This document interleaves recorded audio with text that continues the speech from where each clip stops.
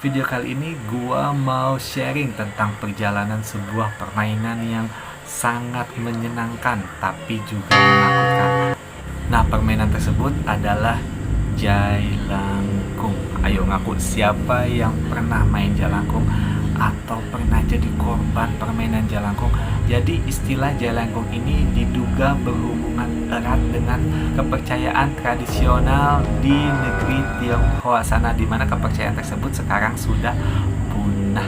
Nah, ritual ini adalah tentang adanya kekuatan dewa yang bernama Dewa Poyang dan juga Dewa Moyang. Jadi istilah permainan Jailangkung ini awalnya disebut dengan nama Cailangong atau Dewa Keranjang, dan juga Cailanse yang dipercaya sebagai Dewa Pelindung Anak-anak. Permainan Cailangong ini bersifat sebuah ritual ya, dan dimainkan oleh umumnya anak-anak remaja saat festival-festival atau acara-acara saat bulan purnama. Sahabat-sahabat purnama, di dalam ritual Cailangong ini Dewa Poyang dan Dewa Moyang itu dipanggil agar mereka masuk ke dalam sebuah boneka keranjang yang tangannya itu dapat digerak-gerakkan. Nah, pada ujung tangan tersebut itu diikatkan sebuah alat tulis, biasanya sih berupa kapur ataupun pensil, dan boneka tersebut didandani dan dihiasi sedemikian rupa agar mirip dengan manusia, dan dikalungi sebuah kunci dan dihadapkan sebuah papan tulis sambil menyalakan sebuah dupa. Menurut kepercayaan, saat boneka tersebut mulai terasa berat, itu artinya kedua dewa tadi itu sudah masuk ke dalam boneka tersebut, dan saat boneka tersebut bergerak mengangguk, itu sebagai tanda setuju untuk diberi pertanyaan oleh para si pemainnya. Nah, jawaban-jawaban dari pertanyaan yang diajukan itu akan dituliskan oleh dewa yang merasuki boneka tersebut ke dalam papan tulis atau ke dalam kertas yang sudah disediakan. Nah, sahabat-sahabat purnama, ritual Cailangong sendiri itu telah punah sekarang di Tiongkok. Namun diduga ritual tersebut disadur dan diadaptasi oleh orang Indonesia, dan istilahnya diganti menggunakan bahasa Indonesia. Makanya Cailangong itu jadi Jailangkung dan Cailanse itu jadi Jalanse. Jadi permainan ini di Indonesia lebih dikenal dengan sebagai istilah Jalangkung Jalanse. Sampai hari ini permainan ini masih sering dimainkan oleh orang-orang Indonesia. Nah, berbeda nih sahabat-sahabat purnama dengan Cailangong. Media yang digunakan untuk menyimpan dewa yang dipanggil atau arwah-arwah yang dipanggil ke dalam boneka dalam Jalangkung itu menggunakan gayung penciduk air pada zaman dahulu yang dibuat dari tempurung kelapa yang digagangi dengan kayu. Sehingga dalam perkembangannya permainan Jalangkung ini lebih dikenal dengan ritual pemanggilan dewa lewat boneka berkepala tempurung kelapa yang didandani dengan pakaian-pakaian manusia. Tapi sebagai permainan anak, boneka ini biasanya dipermainkan oleh 3 orang. Jadi 2 orang memegang boneka dan 1 orang membaca mantra. Seiring perkembangan zaman, ritual ini di Indonesia mulai digunakan untuk hal-hal yang bukan sekedar permainan belaka nih sahabat-sahabat purnama, seperti untuk mencari tentang diagnosa penyakit, tentang tanya-tanya jodoh, tentang tanya-tanya masa depan, bahkan ada juga yang digunakan untuk nanya-nanya nomor keberuntungan dalam perjudian. Waduh. Jadi kalau dipikir-pikir, permainan Jalangkung ini bukan hanya sekedar permainan, tapi juga ritual yang mengarah ke arah kemusyrikan di sahabat-sahabat purnama. Cara memainkan Jalangkung pun sebenarnya itu tidak mudah ya, dan pada umumnya itu dilakukan oleh 3 orang yang tadi gue bilang. Jadi ada 2 orang yang pegang boneka tersebut dan ada 1 orang pawang yang membacakan mantra untuk pemanggilan arwah-arwah atau dewa ke dalam media boneka Jalangkung.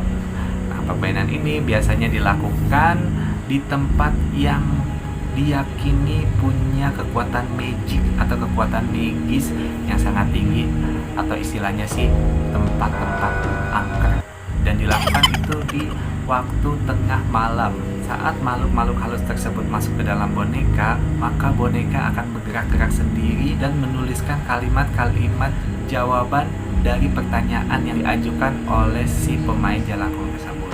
Dan tentu saja ya dengan bantuan media alat tulis. Nah, pertanyaan-pertanyaan itu biasanya beraneka ragam ya, dari mulai siapa nama makhluk tersebut, terus ada juga tahun berapa dia meninggal, dia sekarang tinggal di mana, terus penyebab meninggalnya itu seperti apa, dan juga pertanyaan-pertanyaan lain yang sifatnya itu sangat magic nih sahabat-sahabat purnama. Sahabat-sahabat purnama, permainan jelangkung selain menggunakan media boneka dari batok kelapa, seiring perkembangan zaman, permainan jelangkung itu dibuat lebih simpel, hanya dengan menggunakan jangka dan juga kertas yang sudah diberi huruf-huruf abjad. Jadi ketika sahabat-sahabat purnama nanya ke arwah yang masuk ke dalam jangka tersebut, maka jangka tersebut akan menunjukkan jawaban ke huruf-huruf yang tertera di kertas tersebut. Nah, sahabat-sahabat purnama, untuk memainkan permainan jelangkung ini perlu dilakukan atau diucapkan mantra-mantra yang biasanya dilakukan oleh si pawang tersebut. Nah, dalam bahasa Indonesia itu pawangnya adalah seperti ini.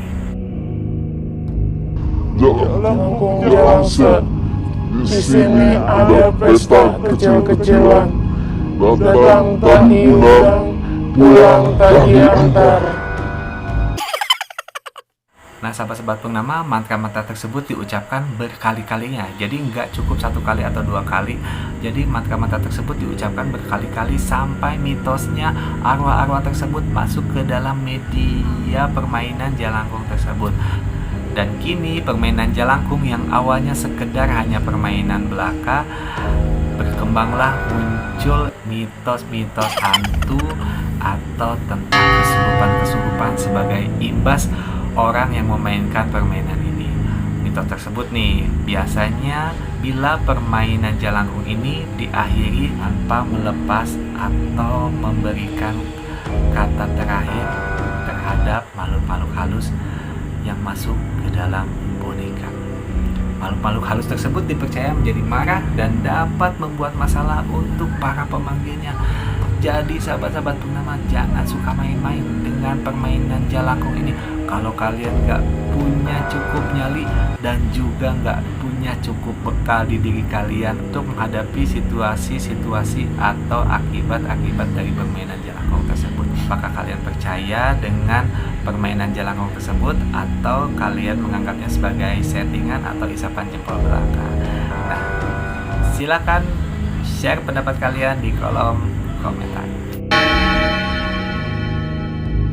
Sahabat-sahabat purnama, demikian ulasan tentang sejarah atau histori dari permainan jelangkung yang sering dimainkan oleh orang-orang Indonesia sana. Saran gue sih lebih baik jangan pernah melakukan permainan jelangkung tersebut. Lebih baik kalian lakukan permainan-permainan yang lain dah, yang lebih aman dan yang lebih tidak menakutkan. Tapi kalau kalian punya nyali yang cukup gede dan juga punya mental yang tinggi, silakan, itu balik ke kalian. Tapi resiko tanggung sendiri ya sahabat-sahabat purnama. Tapi kalau saran gue, jangan pernah memainkan permainan jelangkung ini. Lebih banyak resikonya dan lebih banyak unfaedahnya. Kita cukup mengetahui aja sahabat-sahabat purnama. Oke, terima kasih sudah menyaksikan video ini sampai selesai. Jangan lupa tetap jaga kesehatan sahabat-sahabat purnama dan juga jaga kebersihan lingkungan ini dan juga jaga kelestarian alam ini agar alam ini tetap lestari dan selalu memberikan hal-hal yang positif untuk kita dan untuk anak cucu kita kelak. Sampai ketemu di trip-trip gua selanjutnya dan cerita-cerita gua selanjutnya. Jangan lupa tetap pantengin video gua dan pantengin terus channel gua, dukung terus channel gua untuk terus berkembang. Sampai jumpa. Akhir kata, assalamualaikum warahmatullahi wabarakatuh. Salam.